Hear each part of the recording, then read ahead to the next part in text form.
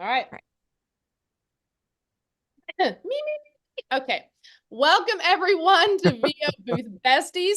We're here to help working voice actors get your most important questions answered by industry pros who know. Each week we have a new topic and a guest speaker who is an expert on that topic. To stay updated on all things VOBB, swing by our website. Check out all of our past episodes, all the fun stuff we've got going on. Join us in the VO Booth Besties Facebook group as well. Now, without further ado, let's meet our guest. Over to you, AB. All right. With years of experience as an actor, voice actor, audio director, and producer, and voiceover coach, David's intention is to share and bring forward his unique perspective and wisdom of the voiceover creative process. He has directed voiceover sessions for numerous A-list theatrical trailers, as well as over 150,000 CBS network promos. With his stage, film, and television acting experience, David clearly understands the actor mentality and process. For a number of years, he worked producing theatrical trailers, which included such notable campaigns as Thelma and Louise, Backdraft, A Few Good Men, Edward Scissorhands, Boys in the Hood, Misery, Hook, My Girl, Remains of the Day, Glenn Ross, The Sandlot, and many, many more. Over the years, he has directed some of the top promo and trailer voices, such as Don LaFontaine, Joe Cipriano, Aaron May, Vanessa Marshall, Tony Rob Paulson, Randy Thomas, Jim Tasker, Chad Erickson, Dave Benoit, just to name drop a few. Additionally, David offers one-on-one coaching workshops and is a guest director for other voiceover coaches. David is one of the most highly recommended, consistently referred, and intently sought-after trailer and promo voiceover coaches around. I think I just made a new genre, Trelo. Trelo. Trailer. You're a Trelo voice. Trailer and For the people Tromo. who don't know the difference. Right. Yeah. David, Yes, ma'am. welcome. Thank you. Thanks for having me. This is too fun. Yes, we're so glad we finally were able to coordinate and make this work. So we're glad you're Awesome. here. Thank So, you. how's the family? Oh, busy as ever. Of course, of course. They're What all just about rain? everywhere. Are you safe from the rain? I'm safe from everything. I'm in Okay. here. I mean, come on. Yeah, there you go. As long as I stay in here, everything is good wherever I go, wherever I am.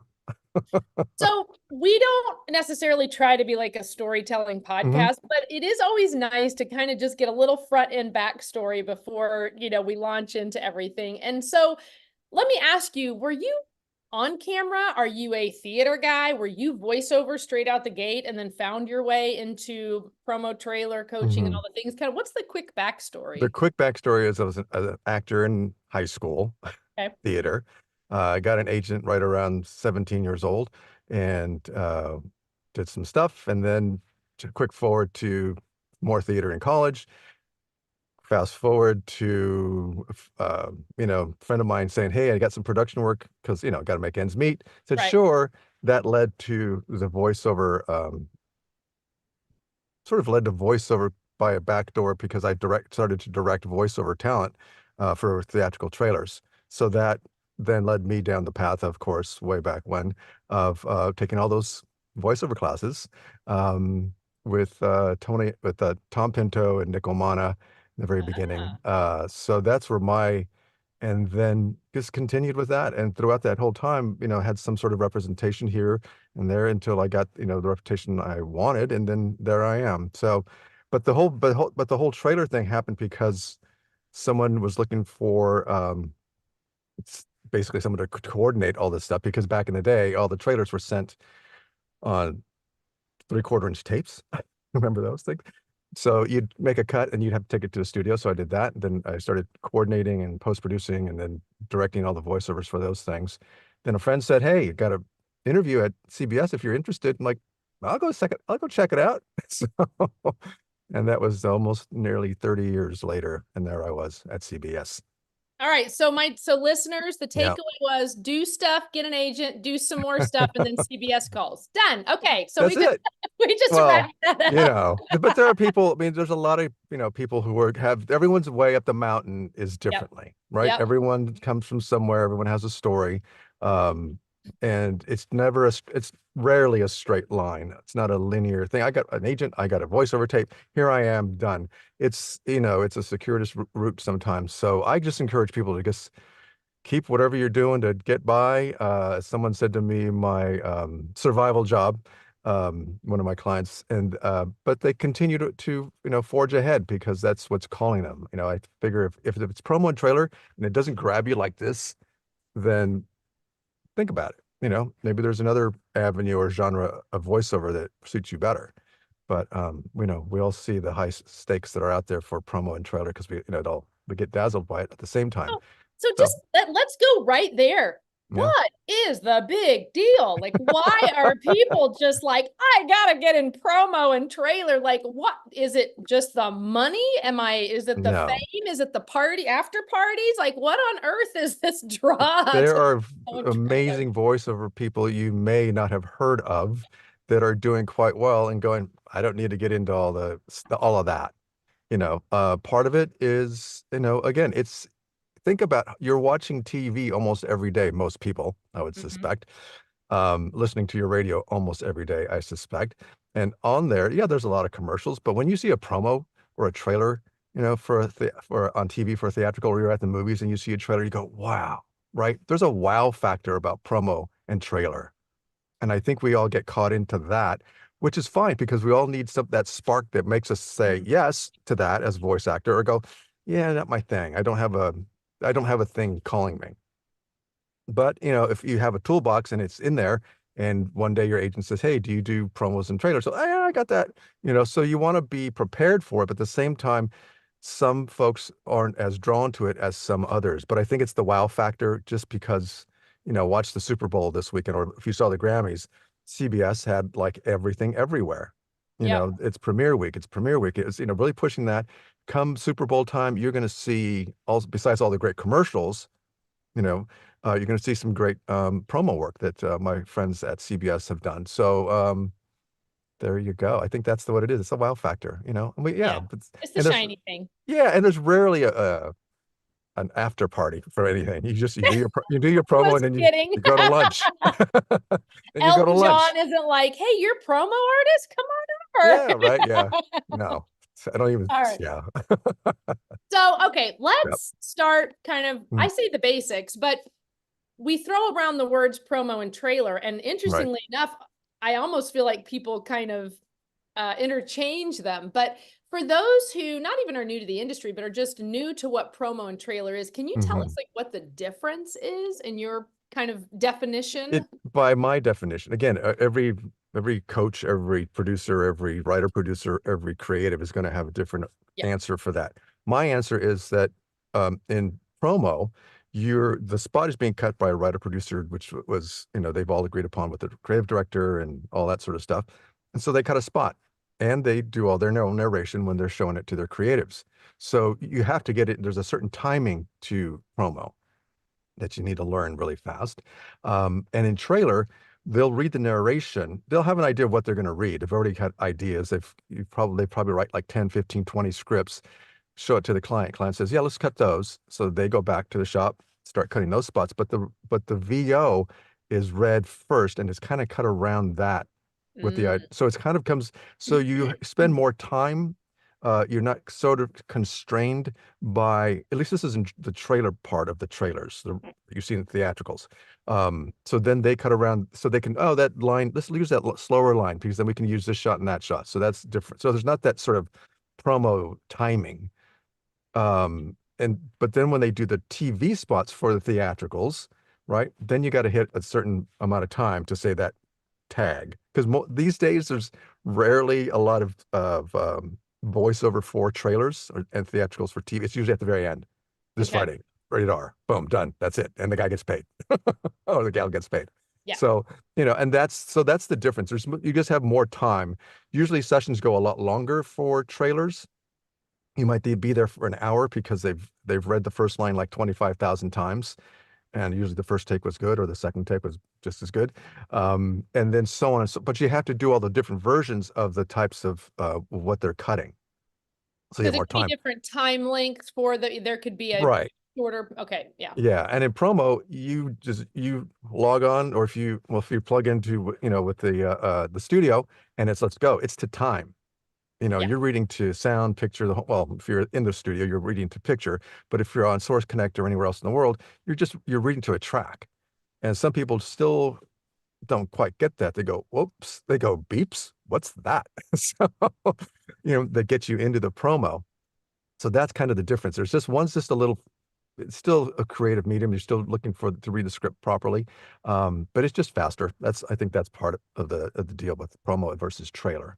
I had one coach kind of describe it too as promo is you're kind of out in front, and trailer is a little more supporting actor. Like you're just kind of Mhm. filling in a little bit. I don't know. I kind of thought, because you do notice like in trailer, it feels a little more subtle, um, Mhm.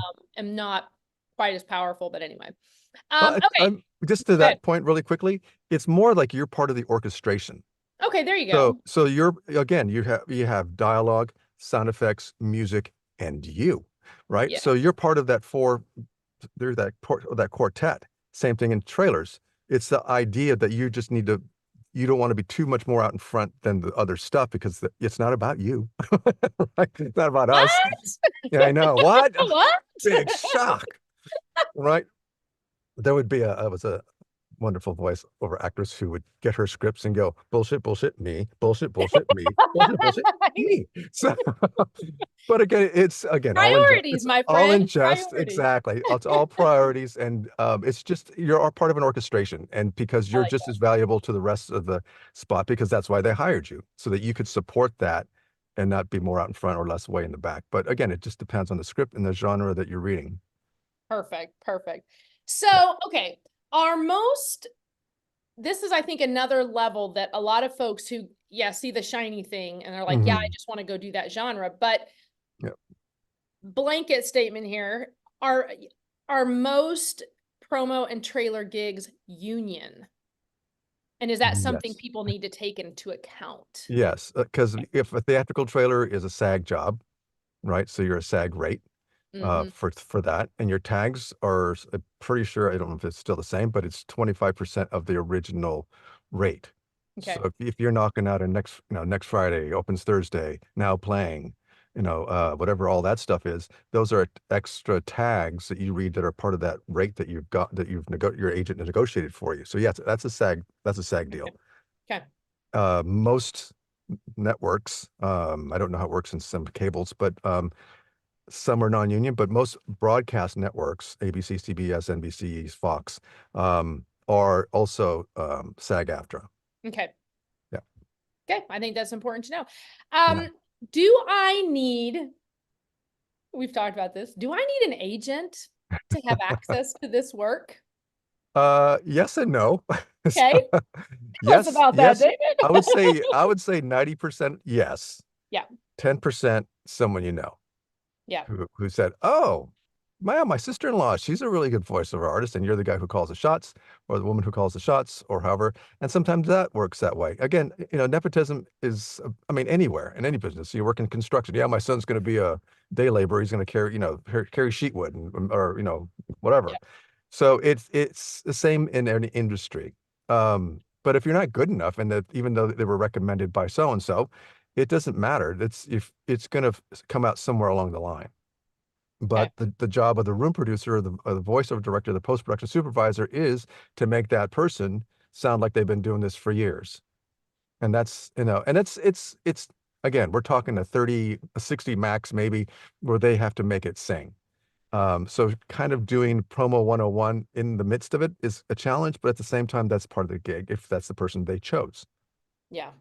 So But it's it also reinforces why coaching mhm. in this genre can, and with someone like you, who's literally directed and coached and, like the biggest names in the industry, how important that is. So I think that's, Yeah, it's important to get coached, but also know when to back off a little bit and do your own work in that genre, because it's important again, the difference between, I say this a lot of times, the difference between me or anyone else and the people who are working is that they're working and they're doing it every day. right.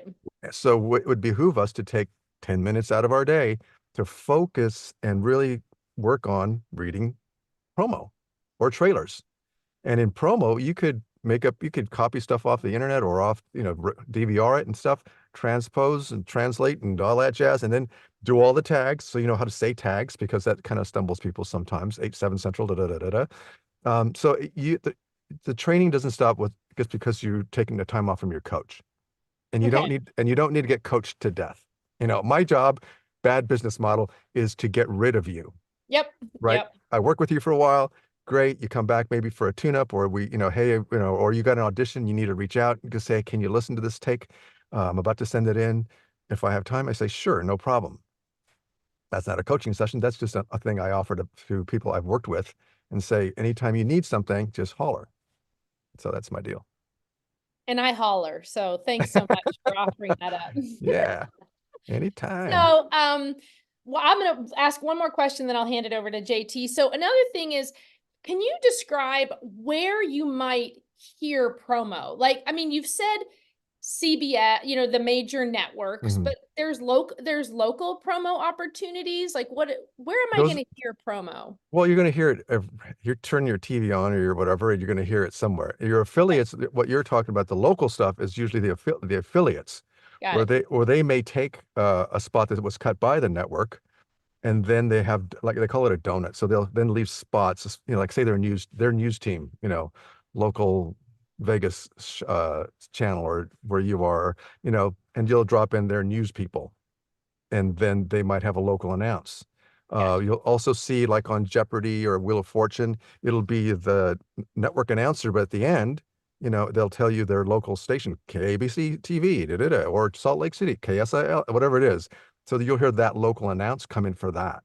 So those are other opportunities, or affiliate promos is another area you might hear that stuff in. But Perfect. everywhere you go, I mean, HDTV, DIY, you name it, they all have to market something.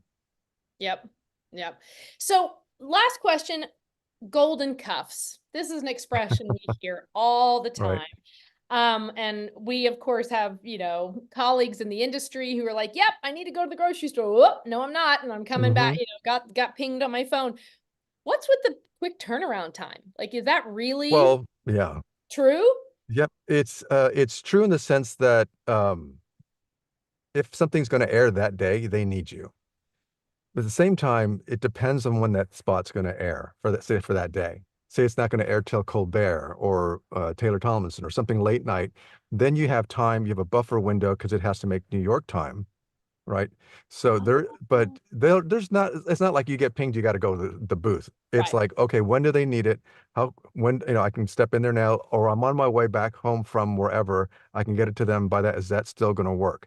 9 times out of 10, they'll say no problem. When you get home, just fire up your machine and we'll get on. We'll get on with it. So it is that because of the technology we've created, right? Before it was like, can you get to Studio City in 20 minutes? No, it's 3:30 and it's traffic. But now everyone's home, so it's a little easier for people to say, sure, no problem. So the golden handcuffs is there, but it's still not, again, there's still like a buffer. There's a buffer time normally, unless they say we need him right now or need her right now. And then it's like, but if you're that working that much, you know that you're not going to go off, you kind of get booked anyway the day before for the most part, or the morning of. It's those last minute spots that need to get done, maybe, sorry about it, maybe someone passed away, right? And they want to get a memorial card up and they want to get it on the air that night. Maybe somebody from an old CBS star or something like that, and they go, "Oh no, we got to, and right away you got." So it just depends, but it's you got to be available. That's for sure. Bottom line. So, So I've been pursuing promo work for a little bit now, and I coached in promo, coached in commercial, and the mhm. one thing I've noticed is that the promo copy is so much different in most cases than the commercial copy. So can you give everybody a little bit of a clue on how to read that correctly? Mhm. Well, it's still a story.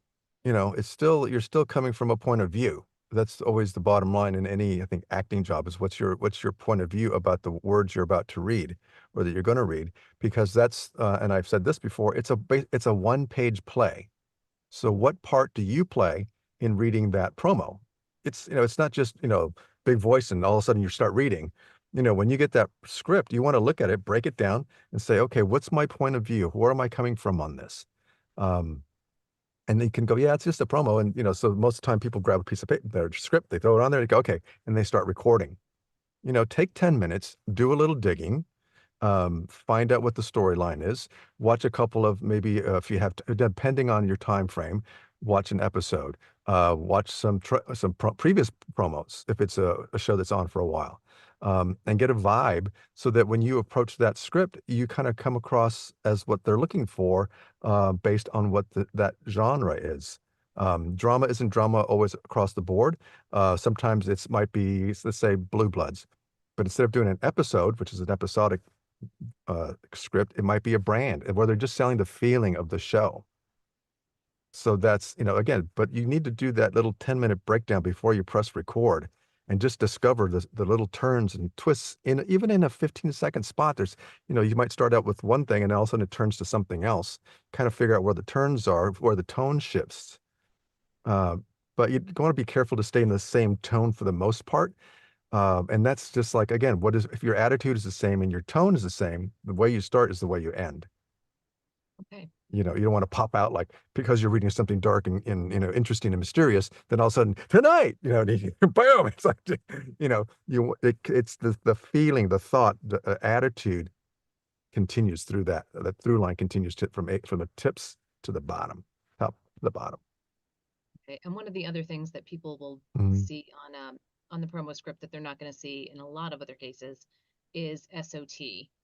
Right. The Um, old word, right? Sound on tape. yeah, still applies. I mean, Yeah, it's, and some people put nat sound. Will write that on the script instead of SOT, or they'll write DIA for dialogue. Sometimes if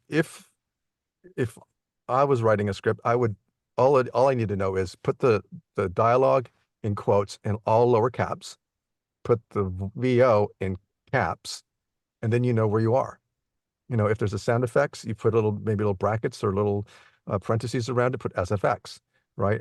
And or a graphics, GRFX, and write what the graphic is, maybe because it's got to match maybe what you're reading.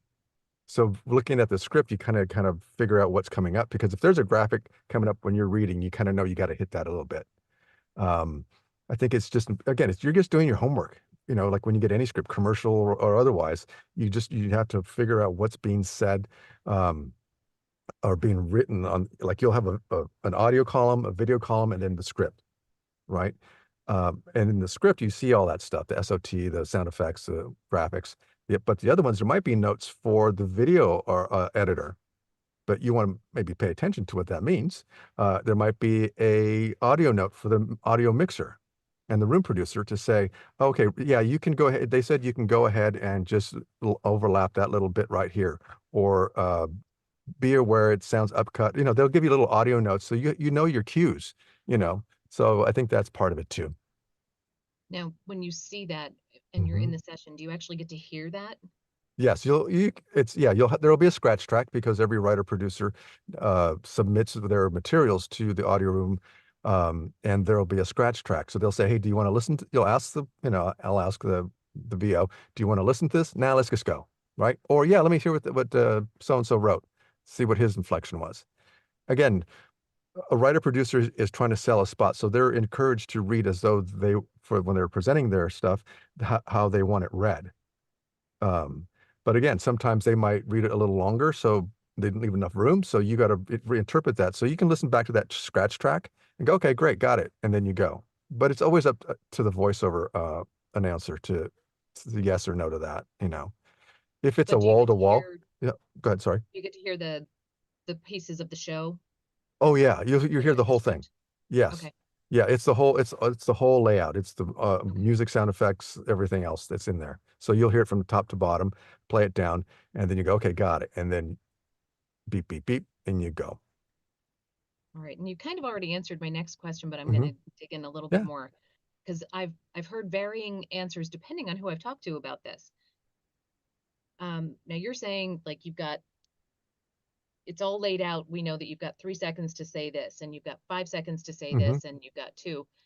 So in your opinion, you've gotta make that fit. Where I've Right. heard other people say, no, we'll make the things work around you. We want your read to be right. Well, it's if you're reading to a timed out spot, you've got to fit in.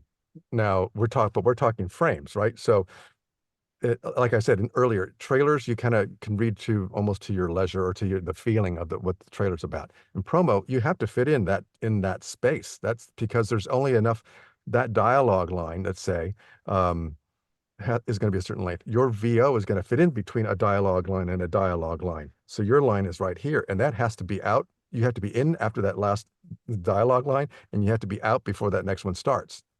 So that's you have to do that if you're reading to time, if you're reading to a track. Okay. So if you go over a little bit, yeah, we can compress it a little bit. But I'm always one about having it organically come out. And again, if you can shave off 3 frames, 5 frames, we're talking frames in promo. So a quick way to do that is to take the first word of the first letter of the first word in your mouth already before you start. So then you're not going and then starting the line, right? All you're doing is you already have, let's say, tonight. You have the T already tonight. I'm all I do is glide right into it. And that's right there is I'm saving myself a few frames, Right. which in some instances, promo is kind of like playing an accordion.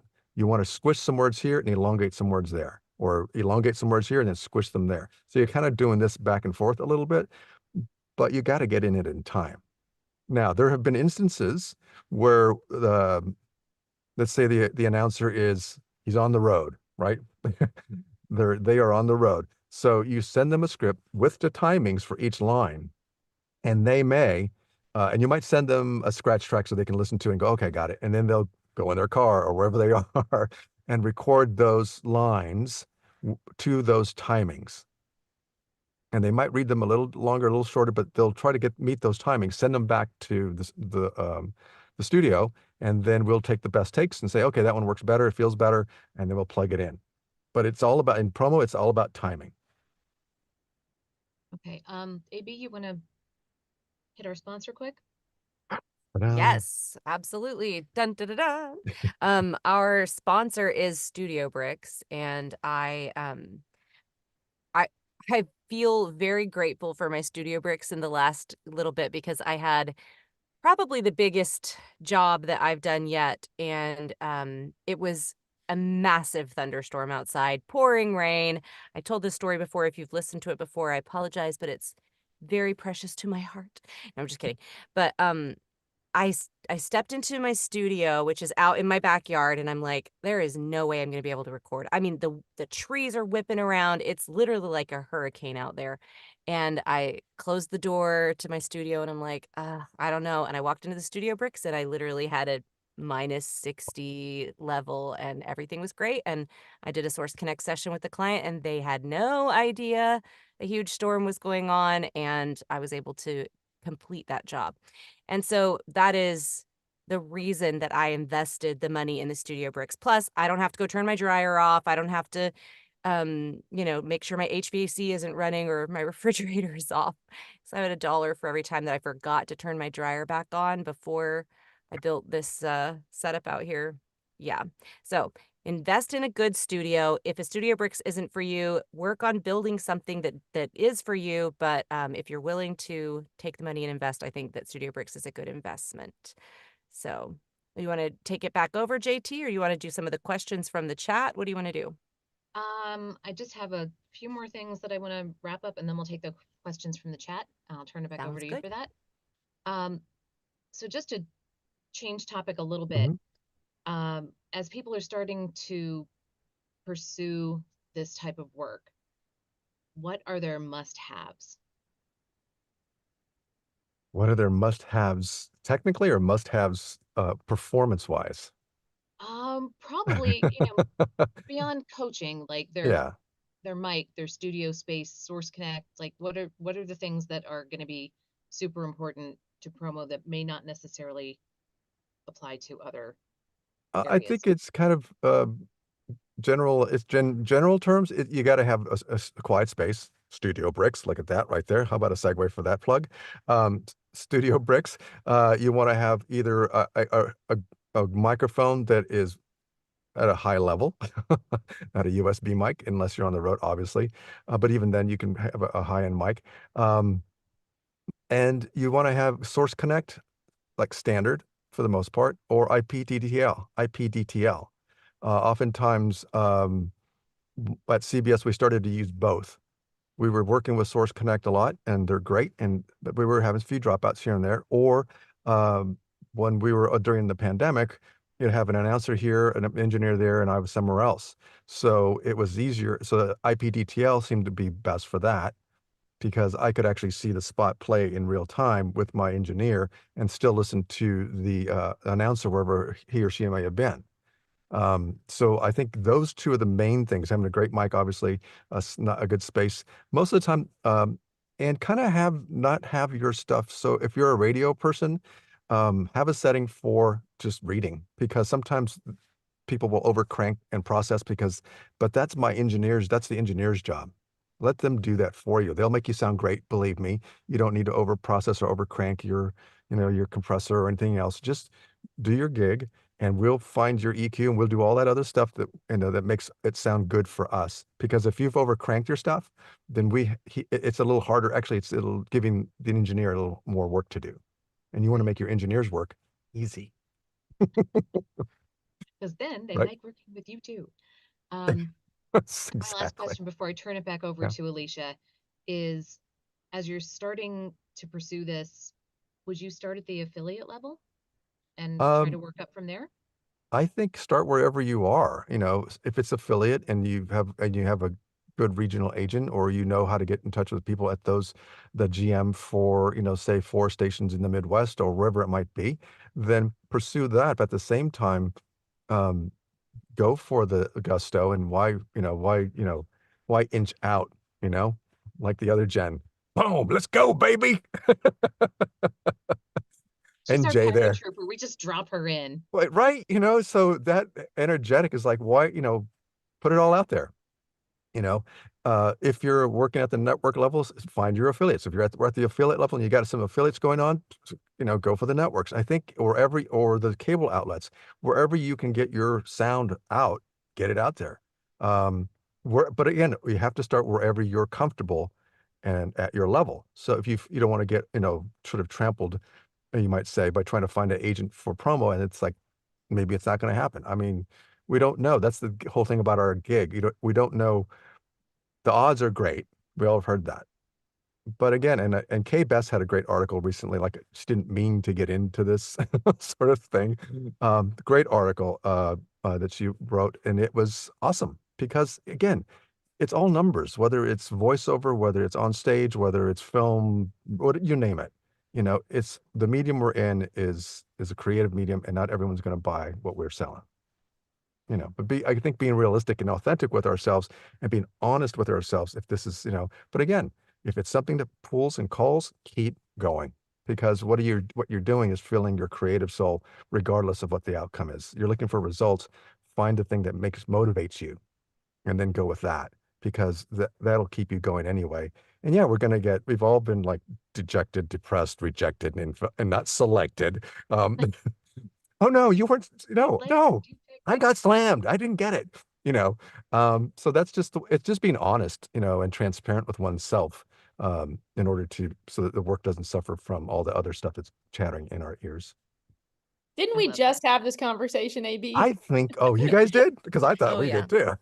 Yeah, it's that I love the creative well, and that's one of the things that I share all the time, is it's sort of that double-edged sword when you're a creative, right? You have skills and you have passion and you're resourceful and you figure out how to do things, but then you do the thing and now you want to do you want to keep Mhm. going and challenge yourself or do something left turn that you would have never done. And so that's where I'm at. Like, I want to do all the things. I just want to do Right. everything. Everything. What? And again, we're these multifaceted human beings that are trying to be in the things we love. So, again, I wouldn't go making mulch because I don't know how to make mulch and compost and all that stuff. But if there might be something else I want to get into, and it doesn't mean that I have to stay just in one lane. And that's the great thing about being a creative, whether it's, dance or music or the voiceover part of it. Maybe there's a part of the voiceover that you haven't, that someone hasn't explored yet. Maybe promo is that thing they haven't explored yet. So they're going to go check it out. Video games, whatever it might be, whether you're a painter or composer, any of that stuff, if it feeds your soul, do it. So, you know, And that hits the nail on the head. I think that is the differentiator between people who are trying to get into voiceover mhm, to make money and people who are doing it because they love the art of voiceover. right, It's right. it's either in your heart or it's not, and if it's not, it's why are you bothering? It's a tough Yeah, business if you don't love it. yeah. I mean, it's one of those things that we love and we enjoy, and then also it's the pursuit in a sense too. Hmm. It's like we're trying to get that dance. In high school, God, I'm gonna go ask her that. I want to dance. So it's you want to find that thing that just keeps you motivated and moving forward. And if there's other creative outlets that feed into that and support that, maybe you're still doing stage work. It all feeds, it all serves. Everything serves your voiceover career if you allow it to serve.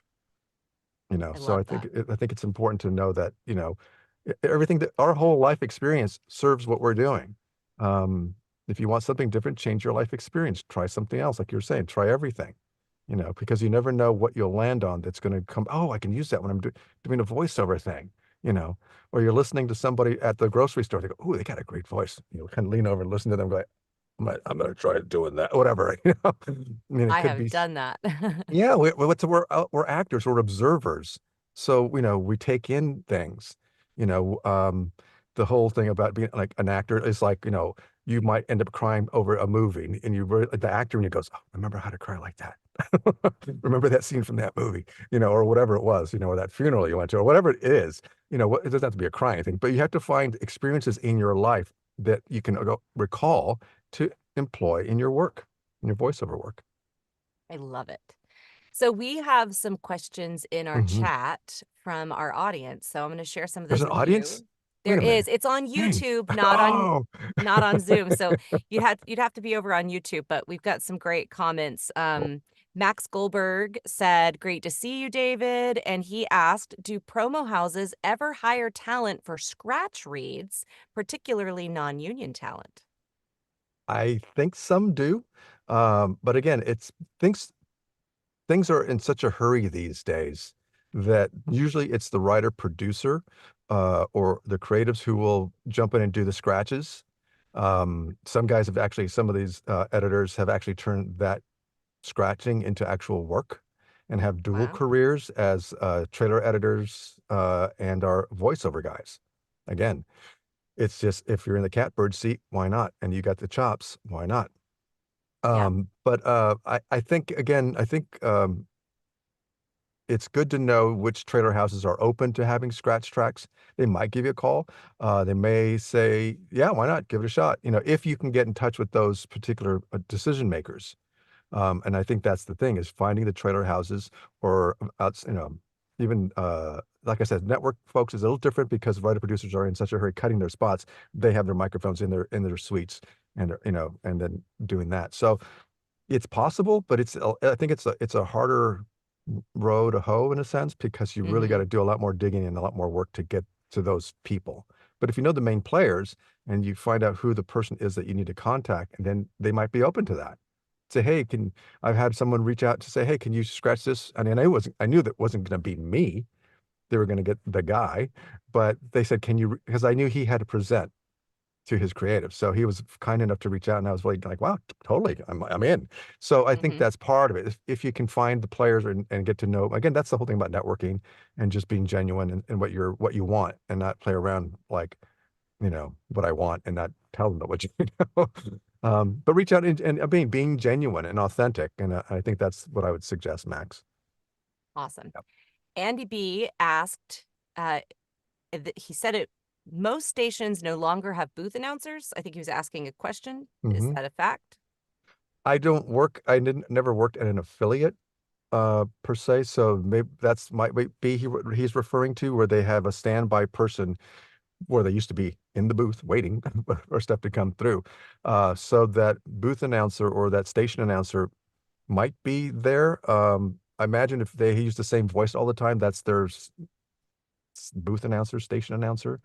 But as far as like CBS went, they had a person for each show. So that we didn't have like oh, let's get Joe because he's our booth announcer to do this. Well, Mm-hmm. we had a certain people for certain shows. So I think that's along that line. Affiliate might be a little different. Again, I don't know the affiliate world that well. Um, but I have to say, I don't know. You'll have to check it Okay, out. that's all right. Um, then Alcazar Voice asked, are there trends to watch for in promo, like how the conversational read is hot now for commercials, or is the promo read fairly cut and dried? Um, Frank, nice to see you, brother.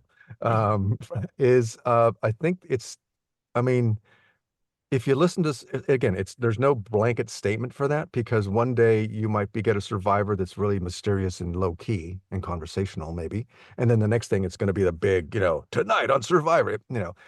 Again, it depends on the network. NBC, I was watching some promos on Chicago PD and Chicago Fire. Very low key, very understated tags. Chicago PD, very understated. So it varies. The conversational in promo tends to be towards sort of some comedies, say like a Mm-hmm. Young Sheldon. It's a very, it's not an over the top sort of thing. It's more like you're part of what's going on screen. So I think the trend is still, it's not big and pushy, but saying that, watch out for the Super Bowl commercials, right? Or when the Grammys were being pushed and stuff. It depends on what they're pushing. What's that week's flavor? If it was the Grammys, probably the weeks before, you could have got again, and to which demographic are they marketing to? Mm-hmm. That it's going to be low key, cool, or big and bold, or so it's. But I think the trend overall is like we don't want to be screamed at. We're getting enough screaming from TikTok and Instagram and whatever else is out there. So to be I aware of love that. that. We Yeah. don't want to be screamed at. That's what we take away from Oh, this. for the most part, yeah. Yeah. If you come across authentically and they say, but we want a lot of energy, then that's going to be different than give us your monster Sunday, Sunday, Sunday Mm-hmm. read, right? Your monster truck read.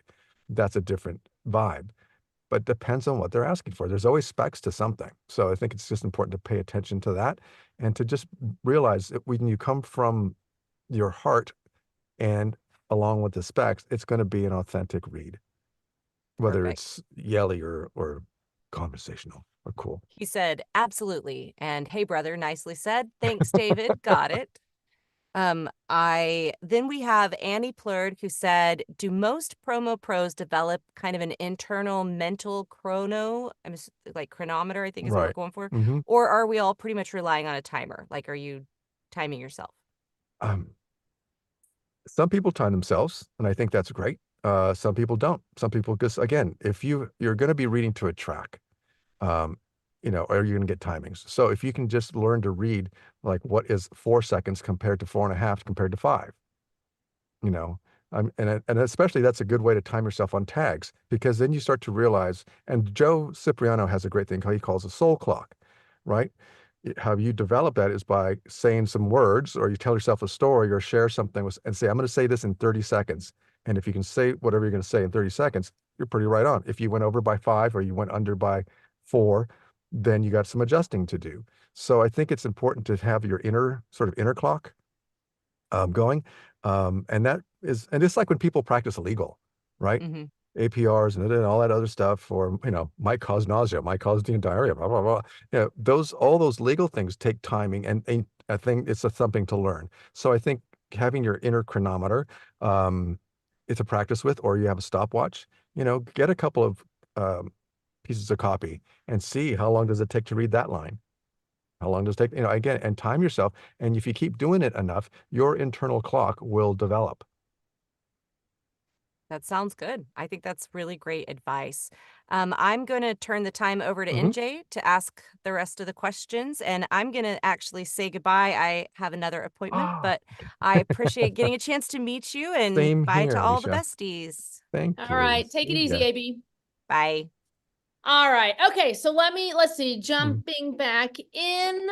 Okay, so let's talk a little bit about your coaching process. When Mhm. people reach out to you, what can they kind of expect your process, your approach to look like?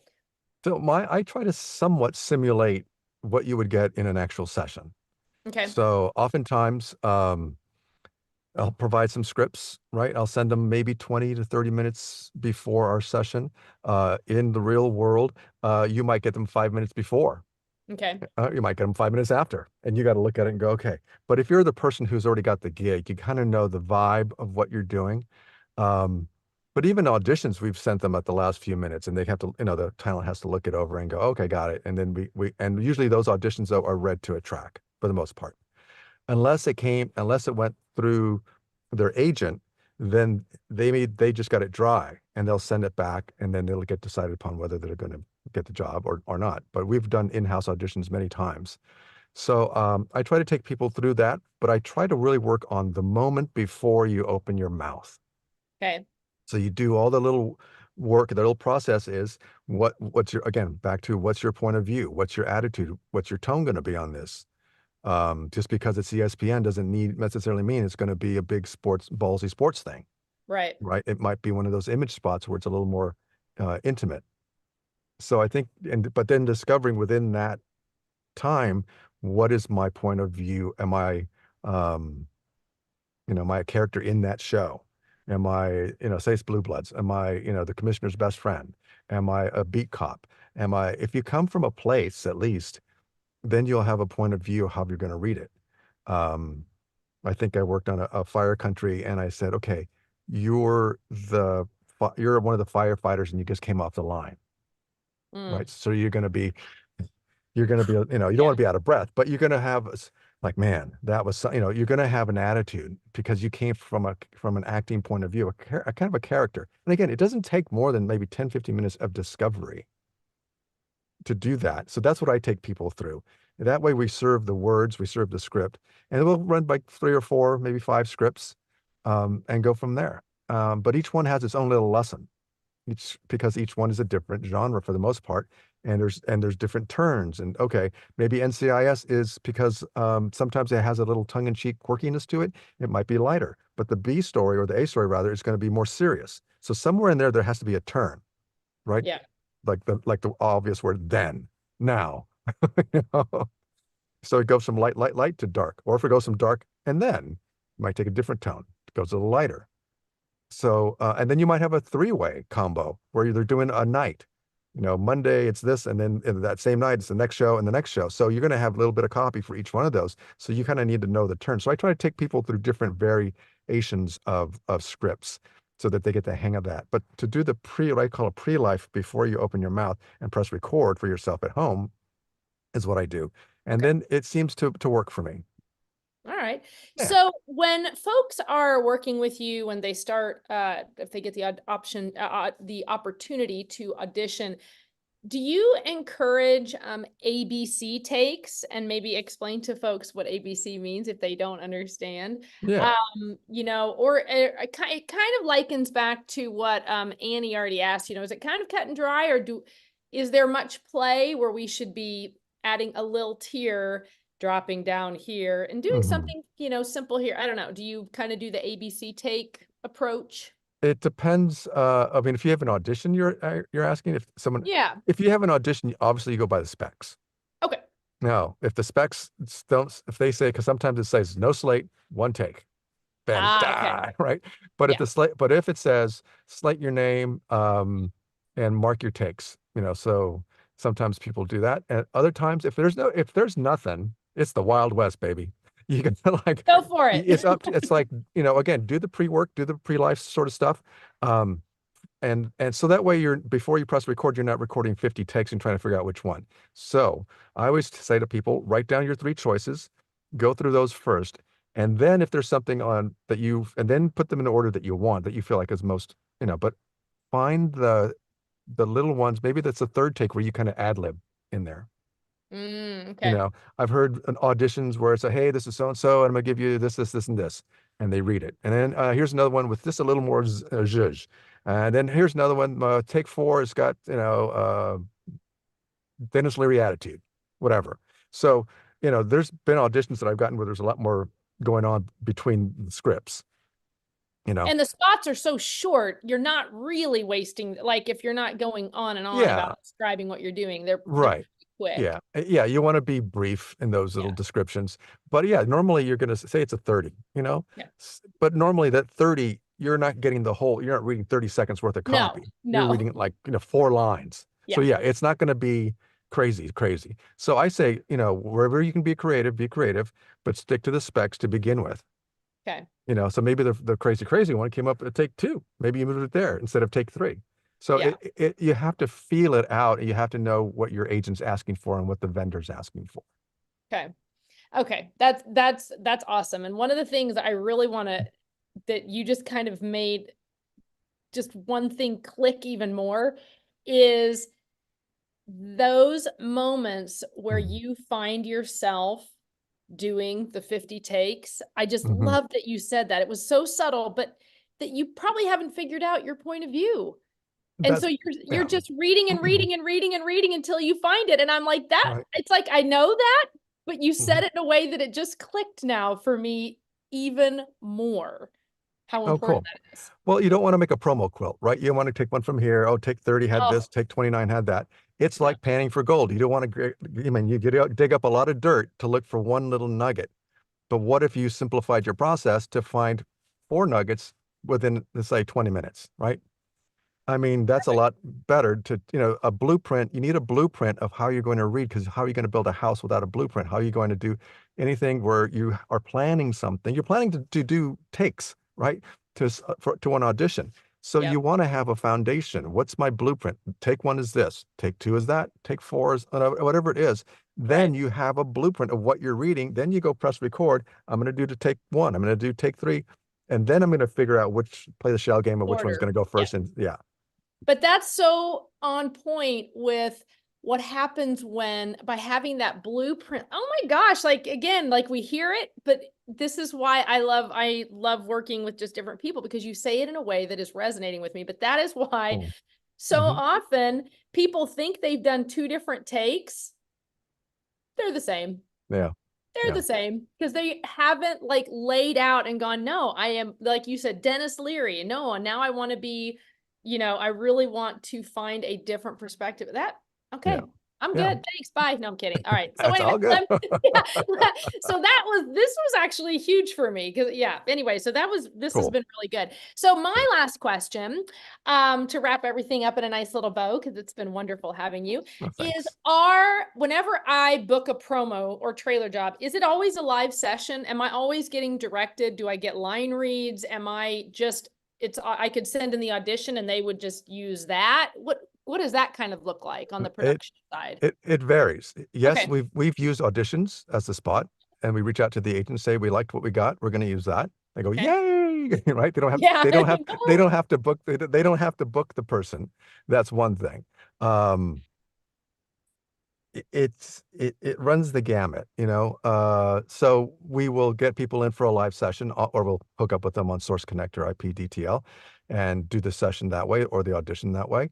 Oftentimes with auditions, they get sent to the agent sends back, let's say 10, but then they'll say, you know what, I got a couple more people I'm going to send in. So then you get 12. So you're going to do a lot of auditioning, but remember, the person who's going to be listening has to cull through all those auditions.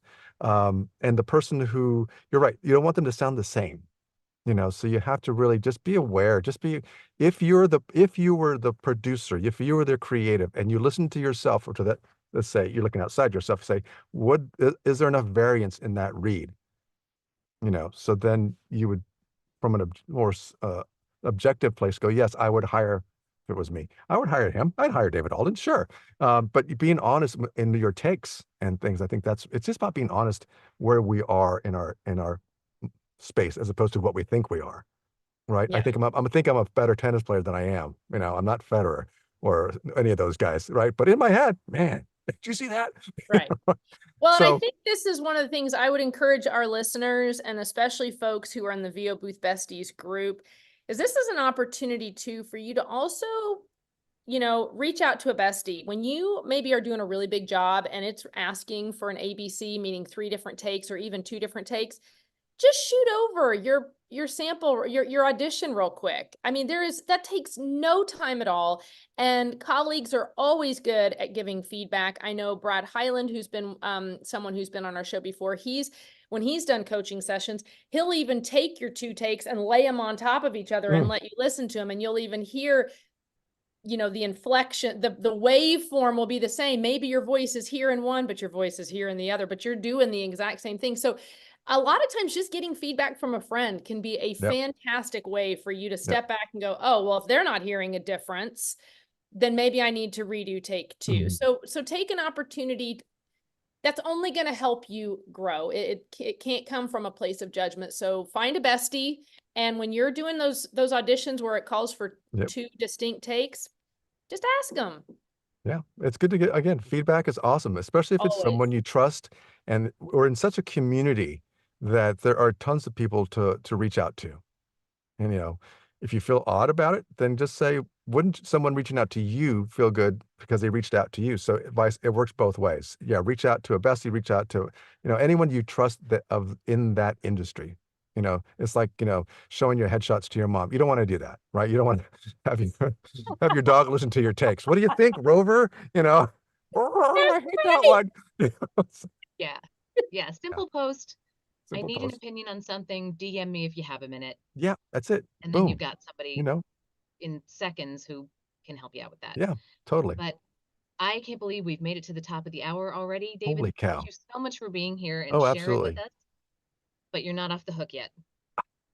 Before you go, we like to ask all of our guests 3 for fun questions, a little James Lipton style. Uh, So here we go. Our first question is, what show or TV series are you binge watching right now? I got 4 kids. So it's like Binge my little binge watching isn't a thing, but I have started Masters of the Air. I was a big fan of Spielberg and Hanks and their other Band of Brothers and all that. So Masters of the Air is like I'm starting. So if there's a moment where I can get 2 more episodes in or 3 episodes, consider myself super lucky. that's binge watching in our house too. I'm like, oh, I watched 2 episodes in a Right? row. I know. Second question is, uh, tell us what your dream vacation would be.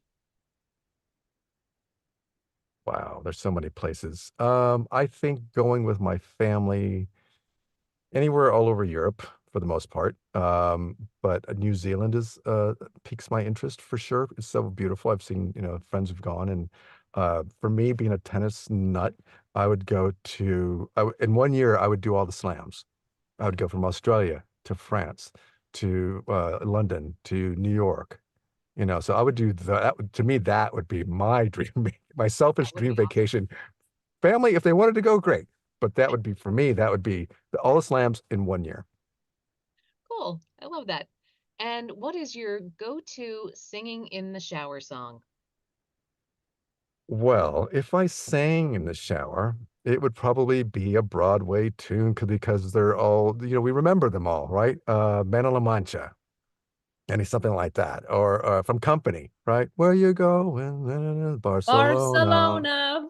Oh, my favorite part. Oh, Don't get up. Yep. what's your hurry? Okay, we're not going to do it here. Okay, but things like that. But you The know, shower to sing Sondheim right now. I know. I used to have way back in the day one of those radios that actually you could put a radio that you could put in the shower, and that was, you know, listening to KLOS or any of those great Yeah. rock stations and stuff. So yeah, that would be, I mean, I love music, whatever it is. I can pretend to sing opera if it's playing. Oh You yeah, know, that's always fun. do all the faces and all the emoting, you know. So, Well, I don't have a go-to song. So, you've just reinforced our friendship, David, oh, good. by mentioning Company, because it is one of that's a near and dear. All right. Well, okay. Huge Alrighty. thank you to everyone who Absolutely. joined us live today. Thank you, David, for joining us. If you're listening to our podcast, feel free to join us live on YouTube every Thursday, 10 a.m. Pacific, 1 p.m. Eastern. Meanwhile, be sure to connect with each of us on LinkedIn, ABJT and myself. David, are you good with LinkedIn I'm connections? totally cool with Okay. it's my VO coach on LinkedIn or David Alden on LinkedIn. I have two sites. Excellent. So Okay, cool. Thank you. Also, if you haven't joined our VO Booth Besties Facebook group, do that. It's an opportunity for you to ask questions, to make friends. I post silly videos. It's a thing. So come hang out with us. If you missed a live episode, you can always catch the recording later on our website, boothbesties.com, or anywhere you find your favorite podcasts.